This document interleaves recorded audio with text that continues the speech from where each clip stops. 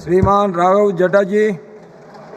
Sir, today millions of Indians have chosen to become digital content creators. They function as educators, reviewers, satirists, entertainers, musicians and influencers.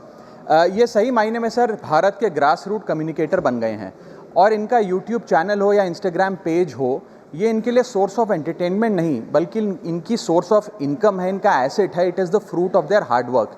But एक चीज़ से ये सब परेशान हैं और उस मुद्दे को आज मैं सदन में उठाना चाहूँगा. That is the issue of fair use and arbitrary copyright strikes by digital platforms. Sir होता क्या है कि अगर एक कंटेंट क्रिएटर कुछ सेकंड, चंद सेकंड, 2-3 सेकंड के लिए कॉपीराइटेड कंटेंट को रीपर्पस करके कमेंट्री, क्रिटिसिज्म, पैरोडी, एजुकेशनल या न्यूज़ रिपोर्टिंग पर्पसेस के लिए यूज़ करता है, चाहे वो क्रेडिट देता हो, उसको इंसिडेंटली यूज़ करता हो, कॉपीराइट स्ट्राइक मारकर उसके जो उसकी यूट्यूब चैनल है, प्रॉपर्टी है या इंस्टाग्राम पेज है, उसे वाइप आउट कर दिया जाता है और उसकी सालों की मेहनत चंद मिनटों में समाप्त हो जाती है. Sir, livelihoods must be decided by law and not by arbitrary algorithms.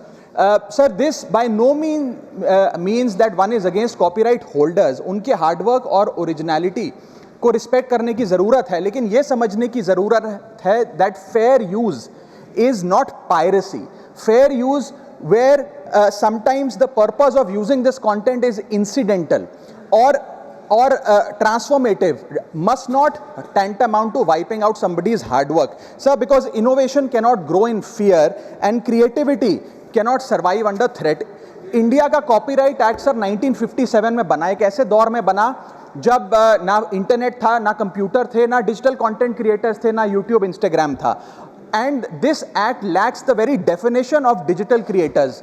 ये फेयर डीलिंग की बात करता है, लेकिन फेयर डीलिंग की बात किताबों, मैगजीन और जर्नल के कॉन्टेक्स्ट में करता है, जो उस दौर की इंफॉर्मेशन डिसेमिनेशन के सोर्सेज थे, ना कि आज के दौर की. इसीलिए मैं 3 मांगे आज सदन में लेकर आया हूं. मेरी पहली मांग है, amend the copyright act of 1957 and define digital fair use. परिभाषित करिए कि ट्रांसफॉर्मेटिव यूज क्या है, जैसे कि commentary, satire, critic, explanation. Define करिए कि इंसिडेंटल यूज क्या होता है, कि अगर बैकग्राउंड में ऑडियो विजुअल चंद सेकंड्स के लिए चले तो वो इंसिडेंटल यूज है या पूरे कंटेंट को वो वाइप आउट करें. Proportionate use, educational use, public interest use and non commercial use की परिभाषा देने की आज आवश्यकता है. दूसरी मेरी मांग है sir, bring in the proportionality doctrine in copyright enforcement. कि बैकग्राउंड में मान लीजिए कुछ सेकंड के लिए कोई वीडियो और साउंड चला, उसका यह मतलब नहीं होना चाहिए कि एक कंटेंट क्रिएटर की सालों की मेहनत कुछ चंद सेकंड्स में समाप्त हो जाए.